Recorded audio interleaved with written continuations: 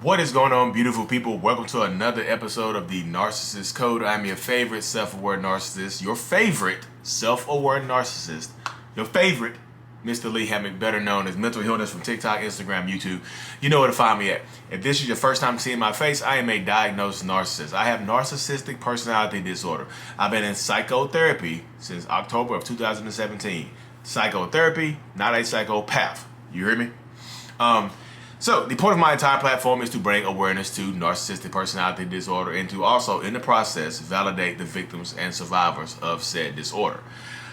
Today's episode is going to be about how a narcissist uses guilt to keep you in a relationship or to keep you down.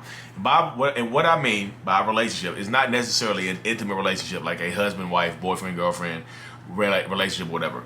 What I mean by relationship is it could be your mom using guilt to keep you in a relationship with her. Could be your dad using guilt to keep you in a relationship with him. Could be your grandparents. Could be your aunt, uncle, your friends.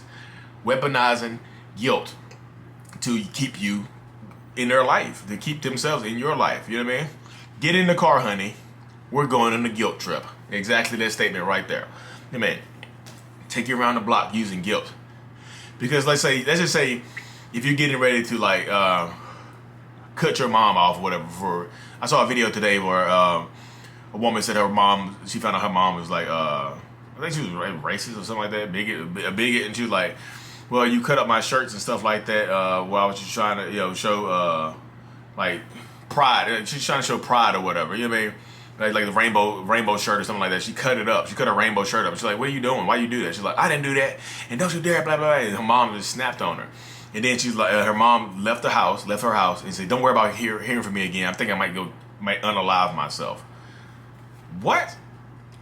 See how her mom just went from 0 to 100 real quick to try to use guilt to get out of the situation, to get out of cutting up her daughter's rainbow pride shirt and whatnot. I was like, come on now, that's crazy. That is literally insane.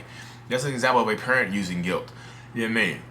Like guilt will keep you down because a narcissist a lot of times will share their trauma with you to bond you further to them. Like, you know what I went through. Like, don't be surprised if early on into a relationship with a potential mate that could possibly be a narcissist, if they share what their childhood was like with you. Y'all could be ready to break up or something like that. Then they just literally open their mouth and share their childhood trauma with you. Like, this is what happened to me. I was raised in this type of environment or whatever. You're like, whoa, this is our first date. You know, they sharing all their childhood trauma with you because they can use that later on against you.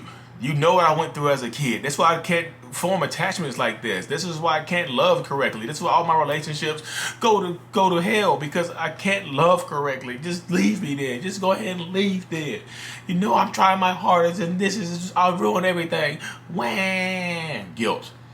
Now you feel guilty, even though you feel guilty, but you're still not happy. You stay in a relationship like that based on a statement like that. You know what I mean? They'll just like say, I get it. Some woman earlier said, Lee, you have no empathy. You don't care about what you say about these people. I'm like, woman, shut up. I'm like, how does me not having empathy have anything to do with me speaking my truth on her, telling you what narcissists think? She's like, you don't have any empathy. How would you say that about empaths? I'm like, woman, shut up. Oh, goodness gracious. I'm trying to help people, and people always try to rearrange my words to hurt their own feelings. You know what I mean? Like, Lee, that's gaslighting. People don't rearrange the words to hurt their own feelings. When I make a formative statement while I'm speaking my truth, and you've rearranged the words in a different manner, then you are indeed rearranging my words to hurt your own feelings, to write your own narrative. Somebody tried to do that yesterday on my Instagram Live. I said something I didn't say about religion. I was like, I did never say that. Go through my 2,000 videos. Oh my goodness, just got on my nerves. Okay, back to the topic at hand. Guilt. Walk out the door. Every time you get ready to walk out the door to leave a narcissist's life, and like I said, the relationship dynamic is irrelevant. It could be an intimate relationship. It could be a parenting relationship. It could be a relationship with your kids. Every time they get ready to walk out the door, they throw that trauma at you, and they use it to guilt trip you. You know what happened to me. You know what my dad did to me. You know my mom walked out on me, and you just like her. You remind me so much of her right now. I'm just going to unalive myself. And there's the tie-in right there to the unaliving. And you know what I mean by unalive. You know what I mean by unalive. I had to say it like this because YouTube and TikTok and stuff like that, they'll take it down if I say the real word. When somebody threatens to unalive themselves because you're getting ready to leave them, that is emotional manipulation times 1,000. That's literally trying to guilt trip you. Well, if you leave me and you see me swinging from a tree, or you read about me in the news, just know it's your fault because you broke my heart, because you discovered that I was cheating on you, because you didn't trust me, you went to my phone. You see how that made sense right there? I see people all the time on my TikTok. I do videos about unaliving, and people was like, yeah, my ex used to do that, threatened to do that for over a year. And then I finally left him 5 years ago, and guess what? He's still alive. I'm like, yeah, of course he's still alive. They just use that as a guilt trip to say that to you, to get you to stay. Because if that doesn't work, then they're like, you're gonna make me do it. You're gonna make me do it. And if they do, the very small percentage of people who might actually do that, that's not your fault if they go ahead and unalive themselves because you leave them, because they treated you terribly and they didn't have any remorse or empathy for treating you terribly. It's not your fault. Walk away. You know what I mean? Sometimes they piss you off to the point where you tell them, like, just do it. Just do it. You're gonna do it, just do it. And they're reactive abuse. They get you on phone, they get you on camera telling them to unalive themselves. Oh, you want me to unalive myself? Yes, just do it. You keep saying it, just do it. And now, guess who looks crazy now? The phone whipped out. Perfect time. And guess who's the crazy one now? You are. Yep. You're the crazy one now. Because guess what? You did it. You listened to them and you let them bait you into doing that. Like, do not let a narcissistic person or whatever toxic person, man, woman, child, whatever, use their guilt, use their own personal guilt, use their own personal trauma and stuff like that to guilt you into staying in with them. Sometimes you have to get away from that person because, like, you cannot, like I say this all the time, y'all. This is one of my sayings. You know, it's not my saying, but this is one of my favorite quotes. It's like, you cannot heal in the same environment that made you sick. You cannot get over, feeling guilty. I just feel so guilty about leaving them because I know what they went through. Of course you feel guilty because they told you what they went through. How long did y'all date? Well, we were on a date in 4 months. Like, and they told you all about their childhood trauma and stuff like that. And now they're using it. They weaponizing childhood trauma against you in a 4-month dating relationship. You know what I mean? I'm just like, wow. Like, don't stop. Yeah, we gotta have to stop letting people weaponize their trauma and stuff like that.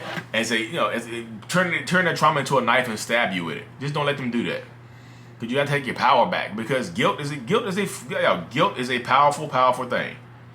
Guilt is a powerful thing. It just is. So don't let people use that guilt, because you might have went through your trauma already as a child yourself, and connect to it because you shared your trauma as well. You know what I mean? And now y'all trauma bonded. Oh, there you go, right there. You see, y'all are bonded to trauma together. I just flipped it together. Woo! And that was not intentional, y'all. That was not intentional. Sometimes the magic just happens like that. That was magical, wasn't it?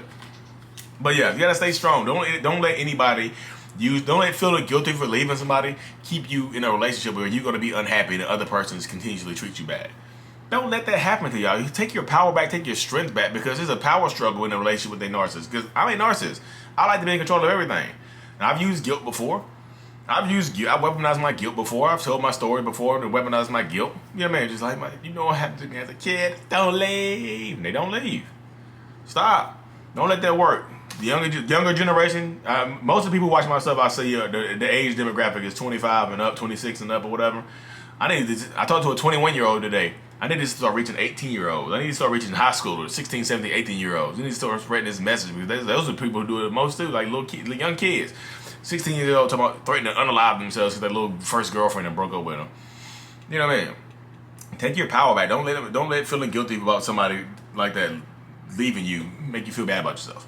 Anyways, y'all, thank y'all for tuning into another episode. If you haven't, go ahead and like and subscribe. If you've listened to this on Apple Music or Spotify, go ahead and hit that 5 stars for me.